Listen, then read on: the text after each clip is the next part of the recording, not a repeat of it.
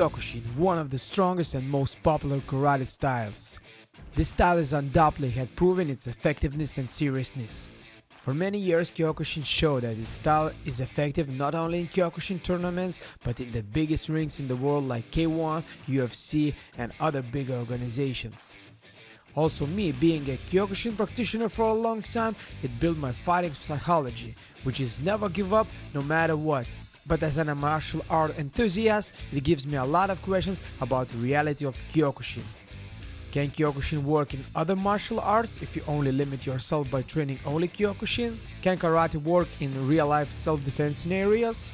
Is Kyokushin the same as it was in the beginning? These and the other questions we're gonna answer with one of the best Slovenia Kyokushin practitioners, Branko and his brother Marko, with whom I'm gonna test my skills in a sparring. So let's go!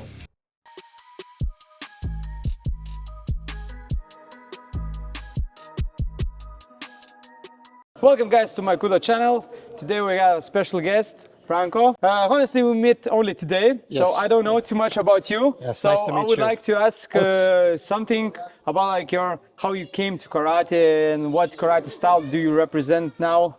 Yeah, so right now I represent Kyokushin Kan from Kaicho Hatsuorayama 9th Dan. As a split fraction of Kyokushin. We know that there's many fractions of Kyokushin karate around the world, but I haven't started with Kyokushin. Actually, my background started with Sankukai karate. Also, my father was is a master of Sankukai and Nanbudo under late Yoshinao Nanbu, and I trained there for I think 12 years. And then I wanted to do more full contact things because it was semi-contact. So I started kickboxing. Oh, nice. But kickboxing was, I lacked something in kickboxing. Although I did like kickboxing a lot, I think it gave me a lot. I still love it today. I still teach kickboxing, especially K1 now. The thing that I missed was philosophy, the Japanese Budo philosophy. This is what is missing for myself, at least. So I was thinking, what can I do? I'm doing this kickboxing, but I miss the dogi, I miss something more. And then I found out about Kyokushin, which was not in Slovenia at that time at all. So I started looking for dojos abroad. I started doing it. I found some dojos in Croatia and in the Netherlands. Started doing Kyokushin karate, started learning that, and immediately I saw something missing as well. And that is the grappling, which kind of is a part of karate, but it kind of disappeared from Kyokushin almost entirely. And so I know that you also hold the rank in judo, yeah? Judo, yes, yes. So at that time I also started training in judo. Oh, nice. I always wanted to train judo because I watched the judo, and judo was something specific to me. I really loved the throwing techniques and the newaza, and it's like a good style also for self-defense. But when you mix it with karate and a little bit boxing, kickboxing, this is when things really get interesting, and this is why I find Kudo one of the most interesting and most well-rounded martial arts there is, actually. Yeah. So you say that we have a lot of Kyokushin organizations around the world, but the rule sets, are they different or the same? There are some differences. There is some difference. For example, in our federation, let's say small rule changes. When you bow, you have to really bow. So there's no crossing hands. Okay. So this is where it all starts. Then when you're punching to the chest, there's no leaning forward. You have to keep it straight posture, which is very good. You know, this is not a good way to fight, not even in Kyokushin. So they're also trying to, you're not gonna score any points. Doing like so they have to be real punches. Real punches. Punches, only real punches. So also you can get a vazari, for example, if you sweep and you finish the technique down, you can get the vazari. I saw this moment in some Kyokushin tournaments because me myself, I came from Shin Kyokushin, so I was like very strict by the rules. If you like going here, touch the leg, they give me a warning. Right away, And this idea that you can sweep the guy and show that you can, it's like a really cool idea. I like that because that is a normal thing, especially when somebody's high kicking. Of course, you're going to sweep the leg, and it makes it. And if you can finish the fight on the ground, why not? Make more makes more sense. There. Also, for example, in let's say KWU, the Kyokushin World Union, for example, in the beginning they wanted to do like a clean, like amateur boxing thing with no touching, Yeah. and they were all doing this, but it's not natural. And we could Definitely. hear the first tournaments when they did, it was always just beep, beep, beep, Always. beep, beep, beep, Yeah, and exactly. it just stopped the fights. You Exactly. cannot, you have to. I mean, you have open hands, right? Your arms are there, and it's normal. You grab a little bit. If we go to old school karate, if we do old school Kyokushin, and of course the background of Goju-ryu, you have a lot of grappling. Nice. Goju-ryu has a lot of grappling. Almost 40% of Goju-ryu in the katas is grappling. grappling. Even when we say the blocks, they're not really blocks. They're receiving techniques where you can do the joint lock or where you can do cool. something else. And like let's say the opening move in Seipai kata is like this. This is all grappling. This is grappling, you know? Yeah. Oh, this It's is like a grappling. All the moves. Very cool. So you have the throwing techniques, and this is where Kudo takes it to the next level. Yeah. It kind of just brings the best from judo, jiu-jitsu, also wrestling, also kickboxing, and so I think it's a great style to do. Anyhow, It's very rare to see the Kyokushin guys who practice the kickboxing together and the judo itself. It's very rare to see. How do you think you can amplify all the techniques together? Because, you know, when we do separate trainings, sometimes it's hard just to amplify in one fight everything. Yes. You are like, grab, you try to sweep, but you don't use the knees knee, and other yeah. stuff. So how are you going like Well, thinking I think about for example, for myself, since, well, I've been in martial arts now, I will be 42 in 2 weeks. And I've been doing it from my 7th year. So that's, I don't know how many, 25 or 35, 35 years. Yeah. So for me, it's easier. But for somebody who starts doing everything all at once, then it's a bit harder, for example, yes. So let's say you do judo. Okay, you know how to grab, you know how to do the uchikomi, kuzushi, you do the throwing techniques. yes. Sure, but what happens when somebody's punching you? Yeah, exactly. At the same time while you're trying to grab him, it changes the game. Or you have the helmet on, which is, and somebody's headbutting you, like in Kudo. What are you going to do when he's headbutting you? You're like doing like this, and you need to focus, you need to train all the aspects. This is why it's very, you have to train Kudo in a specific way and think of it not so much as a combat sport, but more of a self-defense system. Even though it is a sport, it can also be a martial art, combat sport, system of self-defense, everything really. And a Buddha way of life, So I wanted to ask you, like, how much do you think the Kyokushin is a good martial art for self-defense from your perspective? Okay, so yes and no. It depends how you train Kyokushin. If you train Kyokushin the tournament's way, so it's, let's say you're training just for tournament fighting, then to some degree, if you're fighting people who don't know how to fight, of course, every art is good in that sense. Aikido is very good for bodyguards or for, let's say, somebody that works as a security guy. Are you going to fight a boxer? Well, probably not. So it really depends who you're fighting. So, but if you train Kyokushin the old way, so the way that it was meant to be, where you're using open hand techniques, where you're using elbows, where you're using joint locks, where you also have some takedowns, then it can be a good system, especially if your body is hard and if you also use the makiwara. Makiwara is a very important tool for myself. Last few years, I've been working makiwara and I see the difference once you get your body really tuned in hitting hard stuff. Because, I mean, you don't want to really hit so much with knuckles on the street. You can hit here and you can break your knuckles. I know a lot of story when the two boxers came to the street fight, you know, and they broke, all of them broke like the knuckles, because, you know, they have a very strong punch, a powerful punch, but they do with the big gloves. Yes. So in also, the hand is like this. It's not like a real proper fist. It's like this. Yeah. So in the real street fight, you won't like be available to put the gloves on and then spar. So you must always condition yourself like that. Even in the Kudo, we use the tiny gloves, you know, we don't use like MMA thick gloves, but tiny. Makes it more realistic. Yeah, because the punch should be, your fist should be like a rock, you know, if you want to rock somebody. So I think there's some guys come from kickboxing, let's say, to our Kyokushin gym, and they want to do the bare knuckle, and it's like they can't do it. They don't know how to. Yes, because they're used to gloves. That's why I think people should, even boxers, should maybe just wrap their wrists and do, let's say, heavy bag just with bare knuckles, just to get a sense how to really properly hit, and it will make your knuckles and your wrist stronger. So that is, I think, the very important thing. So what do you think? I want to ask you one more question about, do you think this Kyokushin pretty straightforward, going in the fight and trying to like smash the opponent, or Kudo adaptive to each style, which like gives you a lot of like, you know, advantage or disadvantage? How do you think about that? I think even Kyokushin changed a lot recently. They're not just pushing forward anymore, especially in high level. Of course, if it's low level fighters, it's normally, of course, they jump in like two bulls, you know. But today, high level Kyokushin guys are moving a lot. They're doing lateral movements. They're trying to stay away because they know it's not, you can't just go forward.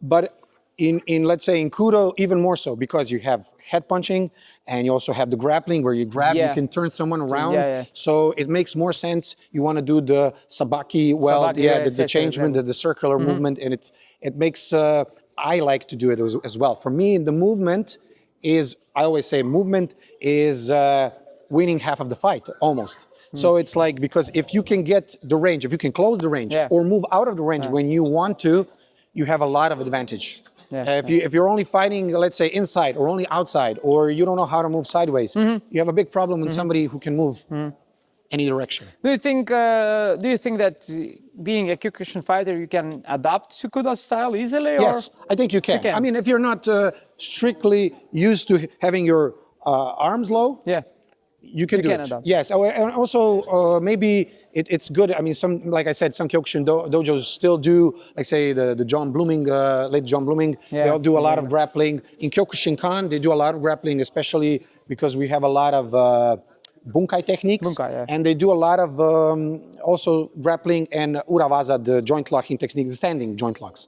So I think it can be adopted. Just a little bit training with head punching, a little throwing, and you can adapt well. Of course, if you want to be a high-level Kudoka, you need to play by the rules and train Kudo efficiently. And that doesn't mean you don't, I mean, you can still do a little bit of kata, you can still do a little bit of something else, that's not a problem.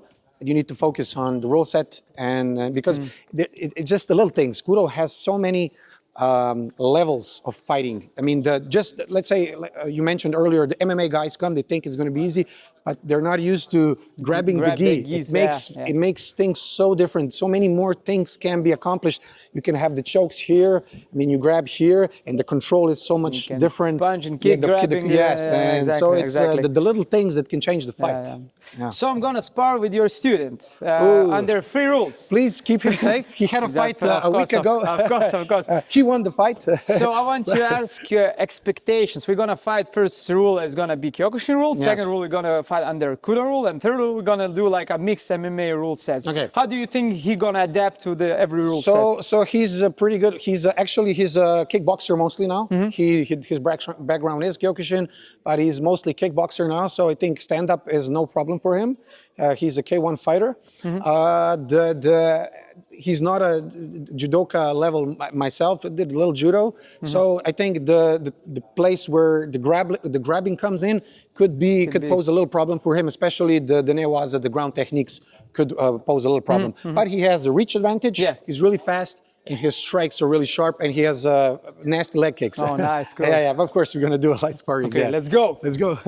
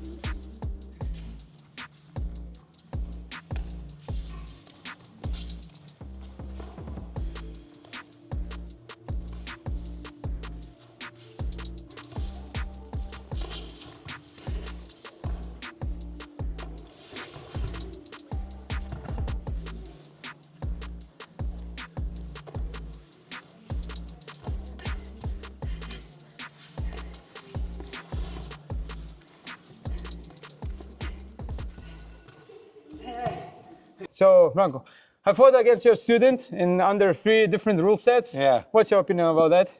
I think I love how playful it was. The technique was there, and of course it kind of went as I expected.